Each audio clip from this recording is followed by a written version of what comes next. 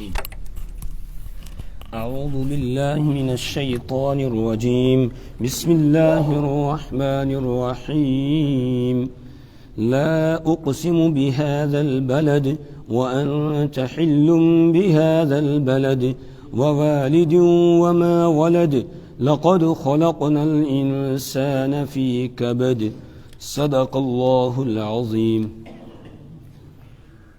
سورۃ الفجر الحمدللہ ہماری مکمل ہو گئی۔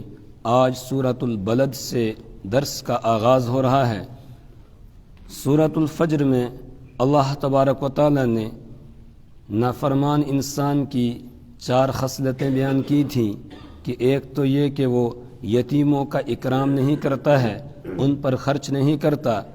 دوسرا یہ کہ مسکینوں اور محتاجوں کو کھلانے کی، ان پر خرچ کرنے کی ترغیب نہیں دیتا ہے۔ اور تیسرے نمبر پر یہ کہ وہ میراث کو ہڑپ کر جاتا ہے، چاہتا ہے سب کچھ مجھے مل جائے، دوسروں کو کچھ نہ ملے، اور اپنی طرف اس کو کھینچنے کی کوشش کرتا ہے۔ اور چوتھی جو بری خصلت ہے وہ یہ بیان کی گئی کہ مال سے انتہائی محبت کرتا ہے۔ اس صورت میں اللہ تبارک و تعالی نے یہ بیان کیا کہ اگر اللہ نے تمہیں مال عطا کیا ہے تو اس مال کو اللہ کی راہ میں خرچ کرنا چاہیے، اور اللہ نے تم پر کیا کیا انعامات کیے ہیں ان انعامات کو یاد کرو اور اپنے پروردگار کا شکر بجا لاؤ۔ اگر تم ایسا کرو گے تو تم کامیاب ہو جاؤ گے، اور اگر ایسا تم نے نہیں کیا تو پھر ناکامی کا منہ دیکھنا پڑے گا۔ پھر کامیاب ہونے والے کون ہیں ان کو بھی بتا دیا، اور ناکام ہونے والے کون ہیں ان کے متعلق بھی اس صورت میں بیان کر دیا گیا۔ البتہ ابتدا کے میں شروع صورت کے اندر یہ بتایا گیا کہ نافرمان انسان یہ نہ سمجھے کہ کوئی مجھ پر قدرت رکھنے والا نہیں ہے، کوئی میری پکڑ کرنے والا نہیں ہے۔ نہیں، اس کے اوپر ایک قادر مطلق ہے، وہ قدرت رکھتا ہے، اسی نے اس کو پیدا کیا ہے، اور وہ سارے اختیارات اس کے اوپر رکھتا ہے۔ وہ جس طرح چاہے اس طرح اس کے ساتھ معاملہ کر سکتا ہے، اس کو کوئی پوچھنے والا نہیں۔ اور کوئی گناہ گار یہ نہ سمجھے کہ شاید مجھے کوئی دیکھ نہیں رہا ہے۔ نہیں، دنیا میں اگر کوئی تجھے نہیں دیکھ رہا ہے تو پروردگار تو تجھے دیکھ رہا ہے۔ دنیا والوں میں سے اگر کوئی نہیں دیکھ رہا ہے تو نہیں دیکھ رہا ہے، لیکن پروردگار کی نگاہ سے تو چھپ نہیں سکتا ہے، وہ ہر آن تجھے دیکھ رہا ہے۔ لا اقسم بهذا البلد، قسم ہے اس شہر کی، میں قسم کھاتا ہوں اس شہر کی۔ البلد کے معنی آتے ہیں شہر، بلد ان کے معنی آتے ہیں کوئی بھی شہر، لیکن جب اس پر الف لام آ گیا تو اب مخصوص شہر ہو گیا، اور مخصوص شہر سے مراد کون سا شہر ہے؟ مکہ المکرمہ ہے۔ اللہ تعالیٰ مکہ المکرمہ کی قسم کھا رہے ہیں۔ لا اقسم بهذا البلد، میں قسم کھاتا ہوں اس شہر کی۔ مکہ المکرمہ کو اللہ تبارک و تعالیٰ نے حرمت والا شہر بنایا، عزت والا شہر بنایا مکہ المکرمہ کو، اور دنیا میں جتنے بھی شہر ہیں سب شہروں سے مکرم اور معزز اللہ تبارک و تعالیٰ نے مکہ المکرمہ کو بنایا ہے۔ کیوں؟ اس لیے کہ وہ دنیا کا سینٹر بھی ہے، دنیا کا مرکز ہے، اور وہیں سے زمین بننا شروع ہوئی تھی، اور سب سے پہلا گھر جو اللہ کا تعمیر کیا گیا وہ وہیں پر تعمیر کیا گیا۔ ان اول بیت وضع للناس للذی ببکۃ مبارک وہدی للعالمین فیہ آیات بینات مقام ابراہیم ومن دخلہ کان آمنا۔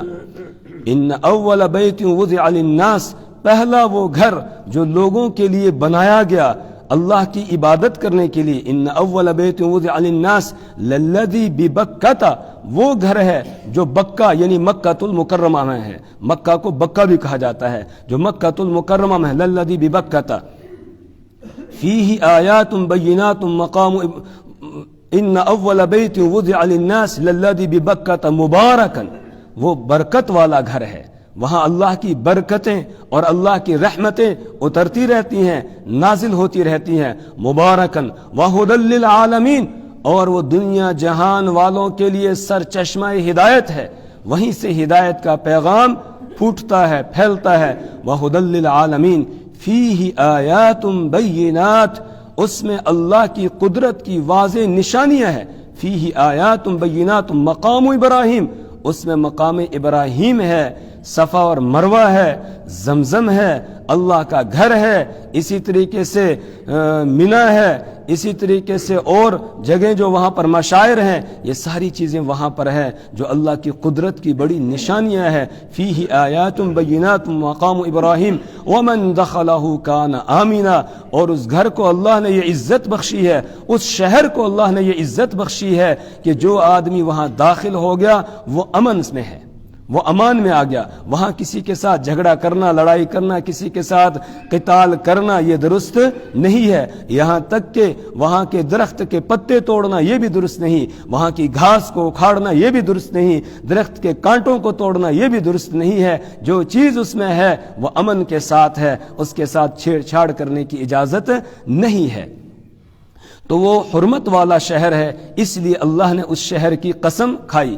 لیکن یہاں قسم کھانے کی جو وجہ بیان کی گئی وہ یہ نہیں بیان کی گئی کہ وہاں پر اللہ کا گھر ہے، وہاں پر صفا اور مروہ ہے، وہاں زمزم ہے، وہاں مقام ابراہیم ہے، وہاں منا ہے یا دوسری چیزیں ہیں، بلکہ اگلا جملہ ہے وَأَنْتَ حِلٌّ بِهَذَا الْبَلَدِ، وَأَنْتَ، اور آپ اے میرے محبوب، حِلٌّ بِهَذَا الْبَلَدِ، اس شہر میں آپ اترے ہیں، اس لیے میں قسم کھا رہا ہوں۔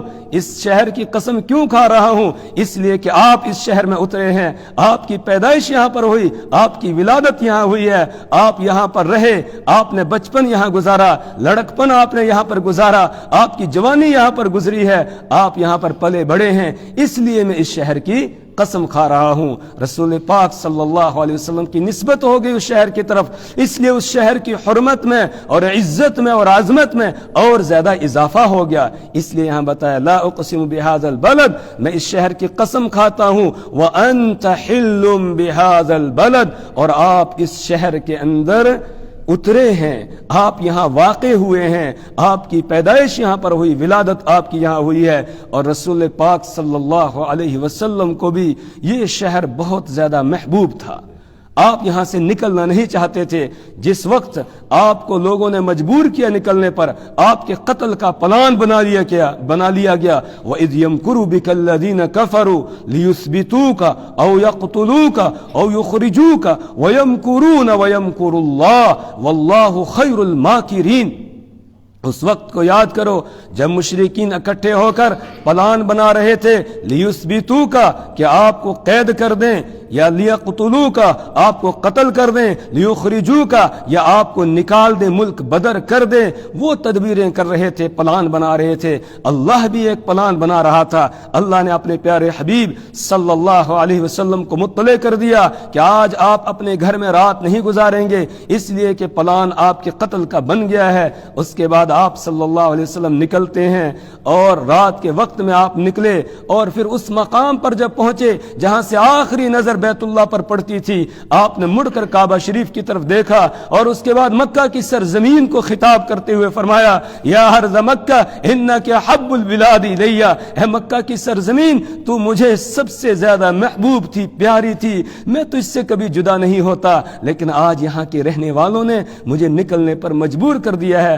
آپ کے آنسو بہ رہے تھے، اس وقت آپ صلی اللہ علیہ وسلم کو اللہ نے تسلی دی، ان الذی فرض علیک القرآن لرادک الی معاد، بے شک وہ ذات جس نے آپ کو قرآن عطا کیا ہے وہ آپ کو دوبارہ یہاں لوٹا کر لائے گی۔ اور پھر 8 سال کے بعد آپ فاتحانہ شان کے ساتھ مکہ میں داخل ہوئے، لیکن اب مکہ میں رہنا آپ نے پسند نہیں کیا، اب آپ مدینہ طیبہ ہی تشریف لے گئے، اور مدینہ ہی کو آپ نے اپنا مسکن بنایا، اور مدینہ میں رہنا ہی پسند کیا، اور انصار کے ساتھ محبت کرنے کا آپ نے حکم دیا، اور یہ بتایا مدینہ کے باشندے انصار جو ہے اگر ہجرت نہ ہوتی تو پھر میں انصار میں سے ہوتا۔ ان کی عظمت کو، انصار کی عظمت کو بھی رسول پاک صلی اللہ علیہ وسلم نے بیان کیا، ان کے حق کو بیان کرتے ہوئے آپ نے فرمایا کہ انصار نے تو اپنا حق ادا کر دیا، انہوں نے ہمیں جگہ دی، ٹھکانہ دیا، لیکن ان کا جو حق ہمارے ذمہ عائد ہوتا تھا وہ ہم نے ادا نہیں کیا، پھر اپنے بعد آنے والے خلفاء کو رسول پاک صلی اللہ علیہ وسلم نے حکم دیا کہ انصار کا خیال رکھنا، انصار کا خیال رکھنا۔ اور انصار کو رسول پاک صلی اللہ علیہ وسلم نے جو مدینہ کے رہنے والے تھے، ایک بڑی عجیب بات ایک موقع پر ارشاد فرمائی۔ غزوہ حنین ہوا، غزوہ حنین میں بہت سارا مال غنیمت ہاتھ آیا۔ رسول پاک صلی اللہ علیہ وسلم نے مکہ کے جو ابھی نئے نئے لوگ مسلمان ہوئے تھے ان کو اس میں سے کچھ دیا تاکہ ان کی تالیف قلبی ہو، ان کے دل مانوس ہوں اور اسلام پر اچھے طریقے سے جم جائیں۔ ابھی نئے نئے مسلمان ہوئے تھے۔ فتح مکہ کے بعد تو انصار میں سے کچھ نوجوانوں کے ذہن میں یہ بات آئی کہ اب تو انہوں نے اپنے علاقے کے لوگوں کو دینا شروع کر دیا اور ہمیں کچھ نہیں دیا جا رہا ہے۔ ان کی زبان سے یہ بات نکلی، رسول پاک صلی اللہ علیہ وسلم کو پتہ چلا۔ آپ صلی اللہ علیہ وسلم نے انصار کو ایک خیمے میں جمع کرنے کا حکم دیا۔ انصار جمع ہو گئے، آپ تشریف لائے۔ آپ نے فرمایا صرف انصار ہی ہے، کوئی اور تو نہیں؟ انہوں نے کہا نہیں یا رسول اللہ اور کوئی نہیں ہے۔ آپ صلی اللہ علیہ وسلم نے فرمایا کہ سنو، تم نے ہمیں ٹھکانہ دیا، تم نے یہ سب کچھ کیا، لیکن اللہ نے میرے ذریعہ سے تمہیں ہدایت بھی دی۔ اور اس کے بعد آپ نے ایک بڑی عجیب بات ارشاد فرمائی۔ آپ نے فرمایا کہ جن لوگوں کو میں مال دے رہا ہوں، کسی مصلحت کی وجہ سے میں ان کو دے رہا ہوں، تو کیا تمہیں یہ بات پسند نہیں ہے کہ لوگ تو جائیں مال لے کر اور تم جاؤ رسول اللہ صلی اللہ علیہ وسلم کو لے کر؟ ان کی چیخیں نکل گئی اور کہنے لگے یا رسول اللہ ہم اس کو پسند کرتے ہیں کہ ہم آپ کو ساتھ لے کر جائیں گے۔ پھر آپ ان کے ساتھ گئے اور اپنا آخری مسکن آپ نے مدینہ ہی کو بنایا۔ اور علماء کا اس بات پر اتفاق ہے کہ مدینہ منورہ میں روضہ اقدس کا وہ حصہ، زمین کا وہ حصہ جو رحمت للعالمین محمد عربی صلی اللہ علیہ وسلم کے جسم اطہر کے ساتھ ٹچ کر رہا ہے، لگا ہوا ہے، اس کی عظمت کعبۃ اللہ سے بھی زیادہ ہے، اس کی عظمت اللہ کے عرش سے بھی زیادہ ہے، کیونکہ اللہ کے عرش کی صرف اللہ کی طرف نسبت ہے، اللہ وہاں پر ہے نہیں، اللہ ہے نہیں، وہ تو جسم سے ماورا ہے، اللہ کا جسم گویا ہے نہیں، وہ عرش کے ساتھ لگا ہوا نہیں ہے، عرش کی خالی اللہ کی طرف کیا ہے؟ نسبت ہے۔ لیکن روضہ اقدس کا وہ حصہ رسول اکرم صلی اللہ علیہ وسلم کے جسم اطہر کے ساتھ ٹچ کر رہا ہے، وہ سب اللہ کے عرش سے بھی زیادہ افضل اور بہتر ہے۔ تو وَأَنْتَ حِلٌّ بِهَذَا الْبَلَدِ، جس جگہ رسول پاک صلی اللہ علیہ وسلم پہنچے اس جگہ کو اللہ تبارک و تعالیٰ نے عظمت دے دی۔ جب مکہ میں تھے تو مکہ عظمت والا ہے، اور مدینہ پہنچے تو مدینہ کو بھی اللہ تعالیٰ نے عظمت والا بنا دیا، اس کو بھی اللہ نے حرمت والا بنا دیا۔ پہلے اس کو یثرب کہا جاتا تھا، بیماریوں کا گڑھ اسے کہا جاتا تھا، لیکن جب آپ پہنچے ہیں وہاں پر تو اس کو مدینہ المنورہ کہا گیا۔ وَأَنْتَ حِلٌّ بِهَذَا الْبَلَدِ، میں قسم کھاتا ہوں اس شہر کی، اور آپ اس شہر میں اترے ہیں، وَوَالِدٍ، اور میں قسم کھاتا ہوں والد کی، باپ کی، وَمَا وَلَدَ، اور اس کی جس کو اس نے جنم دیا، یعنی بیٹے کی۔ یہ باپ سے مراد کون ہے؟ مفسرین کا ایک طبقہ یہ کہتا ہے اس سے مراد ہے حضرت آدم علیہ السلام، اور وما ولد اولاد سے مراد ہے آگے ساری اولاد آدم علیہ السلام کی ساری اولاد جو قیامت تک آنے والی ہے۔ بعض حضرات نے کہا والد سے مراد ہے حضرت ابراہیم علیہ السلام، اور ولد سے مراد ہے آگے ان کی اولاد۔ بعض نے کہا والد سے مراد ہے ہر جاندار مخلوق میں جو بھی باپ ہے، جو بھی جننے والا ہے وہ مراد ہے، اور وما ولد سے مراد اس کی اولاد ہے۔ گویا ساری مخلوق جو ہے اس کی اللہ تعالیٰ قسم کھا رہے ہیں، اور قسم کھا کر اللہ فرما رہے ہیں لقد خلقنا الانسان فی کبد، لقد خلقنا الانسان، تحقیق کہ ہم نے پیدا کیے ہے الانسان، انسان کو فی کبد، مشقت میں۔ ہم نے انسان کو مشقت میں، پریشانی میں پیدا کیا ہے، مطلب انسان پیدا ہوا، پیدائش سے لے کر قبر کے گڈھے تک پہنچنے تک مشقت اور پریشانی ہے، اور پھر آگے آسانی ہے یا پریشانی ہے وہ اس کا مدار اپنے عمل پر ہے۔ لیکن پیدائش سے لے کر قبر تک پہنچنے تک وہ مشقت ہی مشقت برداشت کر رہا ہے۔ ماں کے پیٹ میں ہے وہاں بھی مشقت ماں کو اٹھانی پڑ رہی ہے، جب پیدا ہو کر دنیا میں آیا ماں کو مشقت اٹھانی پڑ رہی ہے، اب دنیا کے اندر آ گیا، اب اس کے بعد مشقتیں سہ رہا ہے، پریشانیاں سہ رہا ہے۔ اب مشقتیں سہنے کے رخ دو ہیں، ایک رخ ہے دنیا کے لیے مشقت برداشت کرنا، پریشانی برداشت کرنا، اور ایک ہے آخرت کے لیے تیاری کرتے ہوئے مشقت کو اٹھانا، خوش قسمت ہے وہ انسان جو آخرت کی تیاری کے لیے مشقت اٹھاتا ہے. مشقت ہر انسان کو اٹھانی ہے، چاہے امیر ہو، چاہے غریب ہو، چاہے کسی عہدے کے اوپر فائز ہو اور چاہے مزدور ہو، جو بھی ہے مشقت ہر آدمی کو اٹھانی ہے، برداشت کرنی ہے. لیکن خوش قسمت وہ انسان ہے جو اپنی مشقت کے رخ کو پھیر لیتا ہے آخرت کے لیے اور اللہ کے لیے یہاں مشقت اٹھاتا ہے، اللہ کے لیے پریشانی اٹھاتا ہے، اپنے رب کو راضی کرنے کی کوشش کرتا ہے، اس کے لیے کوشاں ہوتا ہے. وہ انسان خوش قسمت ہوا ہے. لقد خلقنا الانسان، تحقیق کہ ہم نے پیدا کیا انسان کو، فی کبد، مشقت میں، پریشانی میں. ایحسب ان لن یقدر علیہ احد، ایحسب، کیا نافرمان انسان خیال کرتا ہے اس بات کا، لن یقدر، کہ ہرگز قدرت نہیں رکھتا ہے، علیہ، اس پر، احد، کوئی. کیا انسان یہ سمجھتا ہے اس کے اوپر کوئی قدرت رکھنے والا نہیں ہے؟ نہیں، ہم سب کے اوپر ایک قادر مطلق ہے جس نے ہمیں پیدا کیا ہے، جس نے ہمیں دنیا میں لایا ہے. وہ ہم پر اختیار رکھتا ہے. ہم کتنے ارادے اور عزائم کرتے ہیں لیکن وہ ارادے ہمارے پورے نہیں ہوتے ہیں. کیوں؟ اس لیے کہ ہمیں اختیار تو دیا گیا لیکن پورا اختیار نہیں ہے. پورا اختیار کس کے پاس ہے؟ اللہ کے پاس ہے. اسی لیے حضرت علی رضی اللہ تعالیٰ عنہ فرماتے تھے، عرفت ربی بفسخ العزائم، میں نے اپنے پروردگار کو پہچانا ہے اپنے ارادوں کے ٹوٹنے سے. میں ارادہ کرتا ہوں یہ کام کروں گا لیکن نہیں کر پاتا ہوں، اس کا مطلب میرے اوپر کسی کا زور چلتا ہے، سارا زور اور طاقت مجھے حاصل نہیں ہے. تو ایحسب ان لن یقدر علیہ احد، ارے نافرمان انسان تو کہاں جا رہا ہے، کہاں بھٹک رہا ہے؟ تو یہ سمجھ رہا ہے تیرے اوپر کوئی قدرت رکھنے والا نہیں ہے؟ نہیں، اللہ تبارک و تعالی جس نے تجھے پیدا کیا وہ قدرت رکھتا ہے. یقول اہلکت مالا لبدا، یقول، انسان کہتا ہے، اہلکت، میں نے خرچ کیا، مالن، مال کو، لبدا، ڈھیر، یعنی ڈھیر سالہ مال میں نے خرچ کیا. یہ کہتا ہے انسان. اس سے مراد کون انسان ہے؟ مفسرین کہتے ہیں نافرمان انسان. وہ یہ کہتا ہے میں نے ڈھیر سارا خرچ کیا. مطلب کیا ہے؟ مفسرین نے لکھا ہے ان آیات کے شان نزول اور پس منظر میں کہ مکہ المکرمہ میں ایک آدمی تھا جو بڑا پہلوان تھا اور بڑا طاقتور تھا، بڑے جسم و جثہ والا تھا.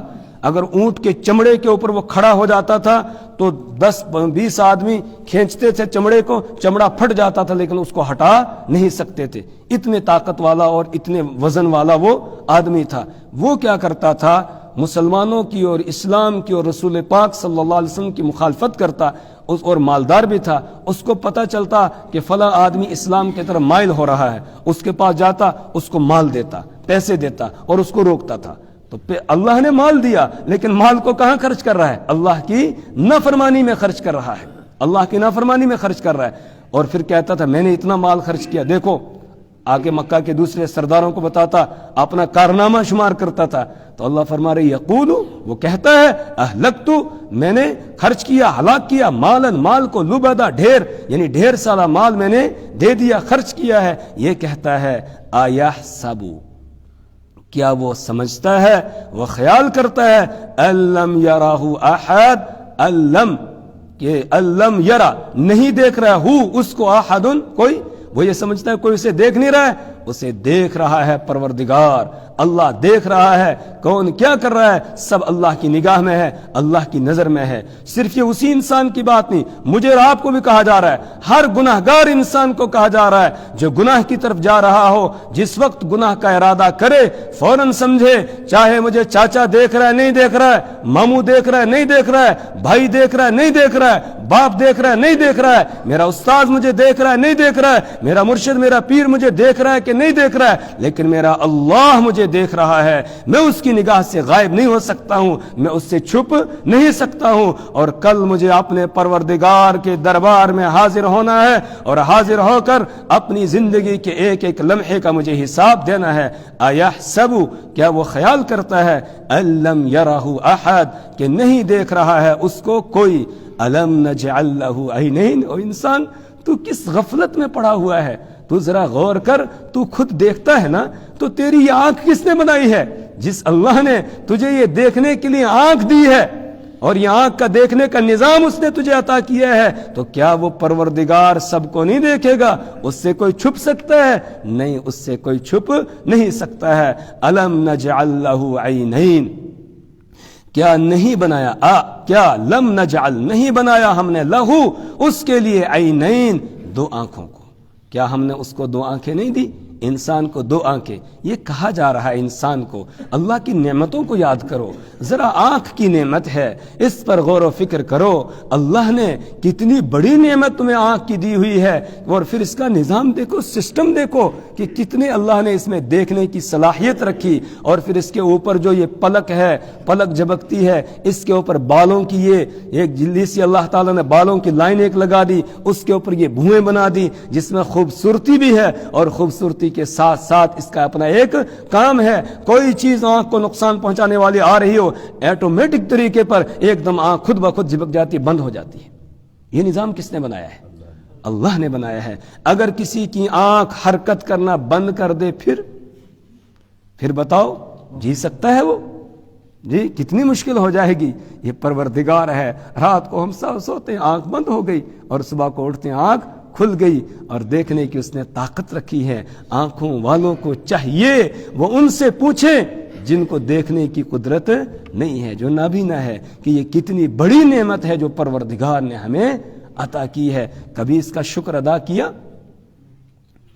کبھی رب کے سامنے اس نعمت کو یاد کر کے اللہ کے سامنے ہاتھ اٹھا کر گڑ گڑا کر کہا کہ اے پروردگار تو نے کتنا انعام کیا، مجھے یہ آنکھ جیسی نعمت عطا کی ہے جس سے میں ساری چیزوں کو دیکھ رہا ہوں، اور پھر اس میں اللہ تعالیٰ نے یہ طریقہ رکھا ہے، ہر رنگ کو الگ دیکھ رہی ہے، ہر ایک چیز کو پہچان رہی ہے، دیکھ رہی ہے، ہر کسی کے چہرے کو دیکھ کر پہچان لیتا ہے آدمی۔ یہ پروردگار کی قدرت ہے، اس نے یہ دیکھنے کی ہمیں طاقت عطا کی ہے۔ اس پر اللہ کا شکر ادا کیا جائے۔ اور شکر کیا ہے؟ شکر یہ ہے کہ اس آنکھ کو اللہ کے حکم کے مطابق استعمال کیا جائے، اور جہاں دیکھنے سے منع کیا ہے اس کو دیکھنے سے آدمی رک جائے، اللہ کی قدرت کو دیکھے، اللہ کی بنائی ہوئی چیزوں کو دیکھے، ان میں غور و فکر کرے، اور رب کی معرفت حاصل کرے، اور یوں کہے ربنا ما خلقت ھذا باطلا، اے میرے پروردگار آپ نے ان چیزوں کو بیکار اور عبث پیدا نہیں کیا ہے۔ اللہ کا شکر آدمی ادا کرے۔ جہاں دیکھنے سے منع کیا، دو جگہ ہیں جہاں دیکھنے سے منع کیا، ایک ہے غیر محرم، اس کو دیکھنے سے منع کیا کہ آنکھ کو غیر محرم کو دیکھ کر ناپاک نہ کیا جائے۔ دوسرا، کسی کو حقارت کی نگاہ سے نہ دیکھا جائے، کسی کو حقارت کی نگاہ سے نہ دیکھا جائے، خصوصاً ایمان والا، چاہے وہ کتنا گناہگار کیوں نہ ہو، لیکن اسے حقیر نگاہ سے نہیں دیکھنا چاہیے۔ ہمیں اس کے اس عمل سے نفرت ہو، لیکن اس کی ذات سے نفرت نہیں ہونی چاہیے۔ اگر ہم ذات سے نفرت کریں گے تو ہم بھی اسی کام کے اندر مبتلا ہو جائیں گے جو کام وہ کر رہا ہے۔ تو اس کے اس عمل اور کام سے تو نفرت ہو، لیکن اس کی ذات سے ہمیں نفرت نہیں ہونی چاہیے۔ گناہگار مسلمان کی مثال ایسے ہے جیسے کوئی گندی نالی ہو اور اس میں کہیں غفلت سے قرآن پاک کا کوئی ورق گر جاتا ہے، اللہ نہ کرے ایسا ہو، کوئی ورق گر جاتا ہے، تو کیا ہم اس کو وہیں رہنے دیں گے؟ جی فوراً ہم اس کو اٹھائیں گے، اٹھا کے صاف کریں گے، اس کو چومیں گے، اس کو کہیں اونچی جگہ رکھیں گے۔ بس یہی ہے مومن۔ مومن کی عظمت جو ہے، مومن کی عزت، وہ بیت اللہ سے بڑھ کر ہے، کعبۃ اللہ سے بڑھ کر ہے۔ کیوں؟ اس لیے کہ مومن کے دل کے اندر اللہ بستا ہے۔ حدیث میں اللہ کے رسول صلی اللہ علیہ وسلم نے ارشاد فرمایا ہے کہ اللہ تعالیٰ کسی جگہ نہیں آ سکتا ہے، لیکن مومن کے دل میں سما سکتا ہے۔ تو مومن کے دل کا تعلق اللہ کے ساتھ جڑا ہوا ہے، اس لیے اس میں ایمان کا نور ہے، چاہے وہ کمزور ہی ہے لیکن ایمان کا نور ہے۔ اس کی وجہ سے مومن کو عزت دی جائے، اس کو کہیں بے عزت نہ کیا جائے، اس کو ذلیل نہ کیا جائے، بلکہ مومن کو اگر کوئی بے عزت کر رہا ہو، کوئی ذلیل کر رہا ہو، ہماری ذمہ داری یہ ہے کہ ہم اس کو عزت دیں، اس کا دفاع کریں۔ کوئی آ کر مجھ سے بیان کرے فلانا آدمی ایسا اور ایسا ہے اور ویسا ہے، اس کو ذلیل کرنے کی، بے عزت کرنے کی کوشش کرے، میرا کام ہے میں اس کا دفاع کروں؟ نہیں، آپ کو غلط اطلاع ملی ہوگی، ایسا نہیں ہے، وہ تو اچھا آدمی ہے، اگر ہوئی بھی اس میں یہ برائی تو اللہ اس کو دور کر دے گا، ہو سکتا ہے اس کو توبہ کی توفیق ہو جائے، وہ تو توبہ کر کے اللہ کے یہاں اونچے مرتبے اور مقام پر پہنچ جائے، اور ہم ویسے خامخواہ کے لیے اپنے دل کے اندر بدزنی لیے بیٹھے۔ تو دو جگہیں ہیں جہاں دیکھنے سے اللہ نے ہمیں منع کیا ہے، ایک غیر محرم کو دیکھنے سے منع کیا، اور دوسرا کسی کو حقارت کی نگاہ سے دیکھنے سے منع کیا ہے۔ باقی اللہ کی قدرت پھیلی ہوئی ہے، بس ان میں غور و فکر کیا جائے، دیکھا جائے اور اللہ کی معرفت کو حاصل کیا جائے۔ الم نجعل لہ عینین، تو کیا ہم نے اس کے لیے دو آنکھیں نہیں بنائی، ولسانا، اور ہم نے زبان بنائی، وشفتین، اور ہونٹ بنائے، اور ہم نے اس کے لیے زبان نہیں بنائی، ہم نے ہونٹ نہیں بنائے۔ اللہ اکبر، کیا اللہ کی قدرت اور کیا اللہ کی کاریگری ہے کہ زبان کے اندر اس نے بولنے کی طاقت رکھ دی۔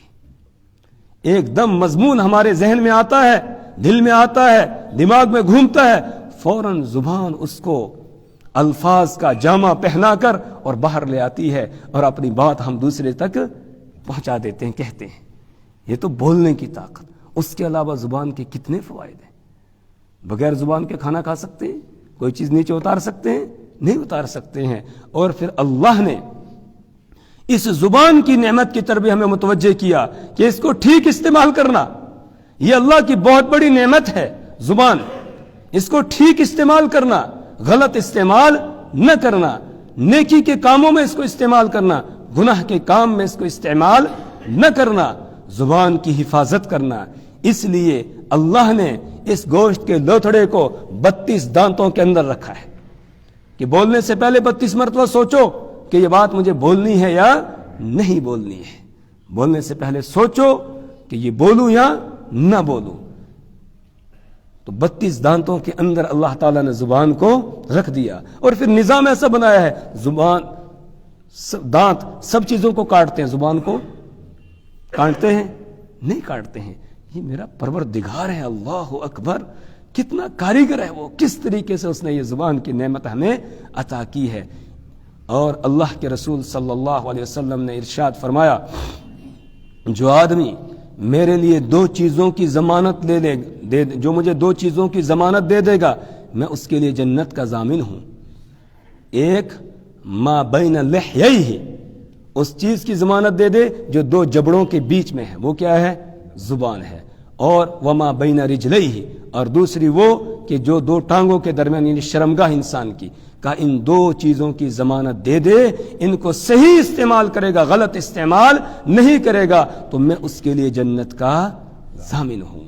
اور انسان جو جہنم میں جائے گا، اور جہنم میں سب سے زیادہ جو لے جانے والی چیز ہے وہ زبان کی کھیتی ہے، اس لیے زبان کو کنٹرول میں رکھنا چاہیے۔ اس کے ذریعہ سے صرف خیر ہی کی بات نکلے، شر کی کوئی بات اس سے نکالنی نہیں چاہیے۔ وَلِسَانًا، اور کیا ہم نے اس کو زبان نہیں دی، وَشَفَتَيْن، اور ہم نے اس کو 2 ہونٹ دیے ہیں۔ اللہ اکبر، یہ ہونٹ بھی میرے پروردگار کی کتنی بڑی نعمت ہے جو اس نے ہمیں عطا کی ہے۔ اگر ہونٹ نہ ہوں، کسی کے کٹ جائیں، جل جائیں، دانت سامنے کھل کر آ جائیں، تو خود ہی سمجھ لیں کیسی شکل بن جائے گی، ایک ڈراؤنی سی شکل بن جائے گی۔ ان ہونٹوں کے ذریعے سے خوبصورتی بھی ہے، اس کے ساتھ ساتھ بولنے میں اس ہونٹوں کا دخل ہے۔ اگر ہونٹ نہ ہو تو صحیح طریقے سے آدمی بات نہیں کر پاتا ہے، کھانے میں، پینے میں۔ اگر ہونٹ نہ ہو تو کھانا کھاتے ہوئے نیچے گرتا رہے گا، ہونٹ نہ ہو پانی پیتے ہوئے نیچے گر جائے گا۔ کبھی غور کیا ہم نے؟ کبھی نہیں غور کیا۔ میرے پروردگار نے یہ کیسا سسٹم، اور ان کو نرم بنایا، اس میں ہڈی نہیں رکھے، پٹھے جیسے اللہ تعالیٰ نے رکھ دیے، لگا دیے اس میں، چاہو تو پھیلا دو، چاہو تو اس کو سکیڑ لو، جدھر چاہو موڑ لو۔ یہ میرے پروردگار کی کتنی بڑی نعمت ہے۔ الم نجعل لہ عینین، انسان تو کہاں جا رہا ہے، ذرا غور کر، کیا ہم نے تیرے لیے دو آنکھیں نہیں بنائی، ولسانا اور زبان، وشفتین اور دو ہونٹ، وہدیناہ النجدین اور ہم نے اس کو ہدایت دے دی، رہنمائی کر دی اس کی، النجدین کس کی، دو راستوں کی، ہم نے اس کی رہنمائی کر دی دو راستوں کی طرف، خیر کا راستہ بھی بتا دیا اور شر کا راستہ بھی بتا دیا ہے، اور اس کے بعد اختیار دے دیا، جو چاہے خیر کے راستے پر چلے، جو چاہے شر کے راستے پر چلے، کسی پر کوئی زور زبردستی نہیں ہے، لا اکراہ فی الدین قد تبین الرشد من الغی، لا اکراہ فی الدین، دین میں کوئی زبردستی نہیں ہے، مجبور کرنا کسی کو نہیں ہے، قد تبین الرشد من الغی، ہدایت گمراہی سے ظاہر ہو چکی ہے، واضح ہو چکی ہے، ہدایت کا راستہ کیا ہے، گمراہی کا راستہ کیا ہے، میں نے بتا دیا، اس کا انتظام کر دیا، اپنے پیغمبروں کو بھیجا، ان پر کتابیں نازل کی، پھر اپنی آخری پیغمبر کو بھیج دیا، آخری کتاب دے دی، اور ان کے ذریعے سے یہ اعلان کروا دیا گیا، قل یا ایھا الناس انی رسول اللہ الیکم جمیعا، اے پوری دنیا کے انسانوں، مجھے تم سب کی طرف رسول اور پیغمبر بنا کر بھیجا ہے، وما ارسلناک الا کافۃ للناس بشیرا ونذیرا، پوری دنیا کے انسانوں کے لیے ہم نے آپ کو بشیر اور نذیر بنا کر بھیج دیا ہے، اور پھر کتاب نازل کر کے اللہ نے راستہ بتا دیا، یہ خیر کا راستہ، یہ شر کا راستہ، یہ جنت کی طرف جا رہا ہے، یہ جہنم کی طرف جا رہا ہے، اب تمہیں اختیار ہے، فمن شاء فلیؤمن ومن شاء فلیکفر، جو چاہے مومن بن جائے اور جو چاہے کافر ہو جائے، زور زبردستی کسی کے اوپر نہیں ہے، وہدیناہ النجدین اور ہم نے اس کی رہنمائی کر دی، النجدین دو راستوں کی طرف۔ اللہ سے دعا کریں اللہ تبارک و تعالی ہمیں راہ ہدایت اختیار کرنے کی توفیق عطا فرمائے، جب تک ہم زندہ رہیں ہدایت پر قائم رہیں، خیر پر قائم رہیں، اللہ گمراہی سے، بے دینی سے، شر سے ہماری اور ہماری نسلوں کی حفاظت فرمائے۔ سبحان اللہ وبحمدہ، سبحانک اللہم وبحمدک، ونشہد ان لا الہ الا انت، ونستغفرک ونتوب الیک۔